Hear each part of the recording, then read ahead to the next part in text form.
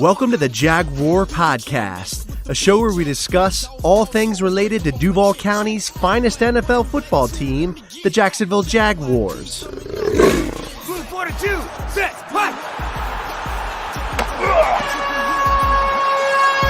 Duval, baby!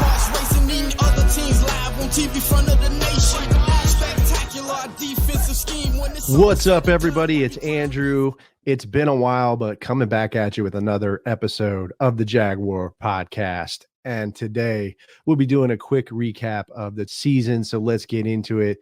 Man, this season I thought was going to be really just kind of, below average, 6-11.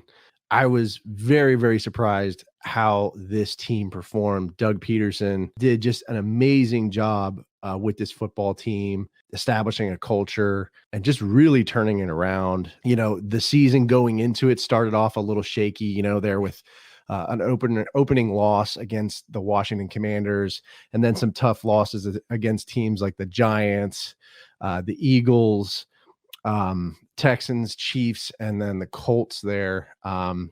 Believe that was the second game we played against them in Indy. We sneak by the Ravens and a really tight win there. And then we lay an egg against the Lions, and then we go on a 5-game winning streak. We beat the Titans, the Cowboys, which I was at that game. Amazing game. Then we beat the Jets, and then beating the Titans again and winning the division, getting the first playoff berth since playoff run back in 2017. So amazing job by Doug Peterson, who I think won AFC Coach of the Year. I mean, this team really turned it around, and I noticed how Trevor kind of turned it around as well, and then really started, tightening up there and playing really well. So kudos to Trevor Lawrence. Kudos to the entire, offense and defense. They rallied together. This team established an identity where early on I was kind of questioning that, but they did, man. And the leaders and captains stepped up. They surprised a lot of people, including myself. They end up going into the playoffs and beating the Chargers in a wild game. I mean, I did not expect us to win that game. And then we come away with that crazy last minute win there, kicked by Riley Patterson. But amazing comeback there by Trevor Lawrence. Evan Ingram had an amazing game, Christian Kirk as well. So then we go into that next playoff game against the Chiefs. Unfortunately, we don't, walk away with a win there, but I was impressed with how we played overall. It was a close game. We did kind of miss some plays there. There's some plays we probably wanted back, including that, dropped interception by Foye-Oluokun. The interception there, I believe, late in the second half from Trevor Lawrence, and then the fumble by Jamal Agnew. But, that happens.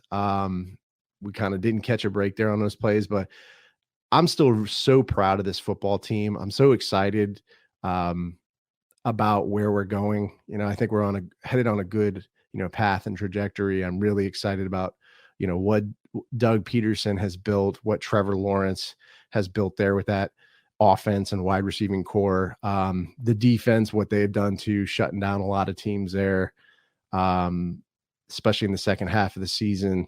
So I'm excited about it. I mean, I think there are some things that we need to kind of tighten up and improve going into, the off season and next year. So, I mean, I think the defense definitely need to make some improvements there. I believe they were ranked 23rd, but we need to make some improvements in the secondary. I think we need another shutdown corner, in addition to Tyson Campbell, that is just going to be able to shut down that passing game for opponents that we face. We need to establish an interior pass rush. We have Roy Robertson Harris, who's a great player, but I think we need to beef up the interior pass rush a little bit. So maybe we go and pick somebody up in the draft to help, beef up that inside pressure. And then, I think offensively, probably need to get an interior lineman, Brandon Sheriff and Ben Barch. They've had some injury trouble, so you have Tyler Shatley there, kind of plug and play offensive lineman.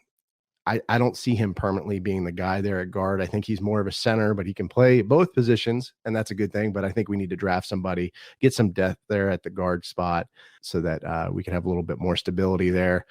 And then, maybe we go for a tight end as well to kind of beef up the passing attack. But yeah, I'm just really proud of this football team. And there's also been some developments here in the offseason. We've resigned some players like, CJ Beathard, Jermichael Hasty, Roy Robertson Harris.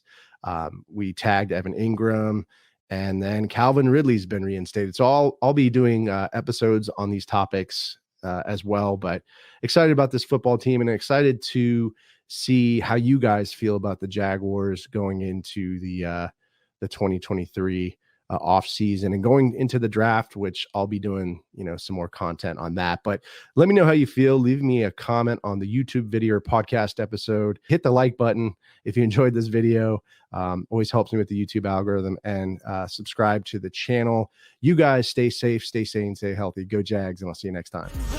Let me get that. JYD coming up with the big sack. Quarterbacks beware, we on the prowl. Game day night, you could hear it in our growl.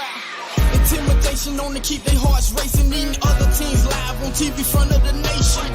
Spectacular defensive. This episode is available on the Jaguar Podcast YouTube channel, so if you stop by, make sure to subscribe and give this video a like. Also, these episodes are available on iTunes, Podbean, Spotify, SoundCloud, Stitcher, and other major podcast distributors as well. So if you don't mind, please leave me a review and some feedback. I'd really appreciate that. If you'd like to connect with me on social media, my Twitter handle is @JagWarPodcast. I'm also on Facebook and Instagram.